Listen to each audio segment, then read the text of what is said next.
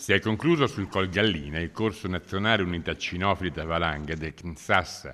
A 60 anni dalla prima edizione, nell'Alto Atesina Solda, sono una ventina i binomi che, nelle 3 diverse classi, hanno superato le rispettive verifiche dopo 4 giorni di prove ed esami e 10 le nuove unità cinofile da Valanga brevettate. Come servizio volontariato siamo felici di partecipare alla parte di formazione e di certificazione delle unità cinofile del soccorso alpino, il cui binomio conduttore-cane è una risorsa eccezionale e fondamentale per la salvaguardia delle persone in caso di necessità. Mai come quest'anno è stata sottolineata l'importanza delle unità cinofile da valanga, dopo una stagione invernale che ha fatto registrare eventi tragici su tutte le montagne italiane, con già 35 persone che hanno perso la vita travolte da slavine.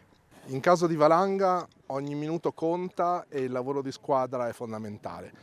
Qui il soccorso alpino si allena per fare in modo che gli operatori siano sempre al top, siano pronti ad intervenire nella maniera migliore. 7 i campi attrezzati per le simulazioni, proponendo in modo realistico le situazioni che conduttore e cane possono dover affrontare dopo una valanga, con figuranti nascosti nelle buche e manichini da cercare e trovare, nonché oggetti e attrezzature sparpagliati come avviene nella realtà.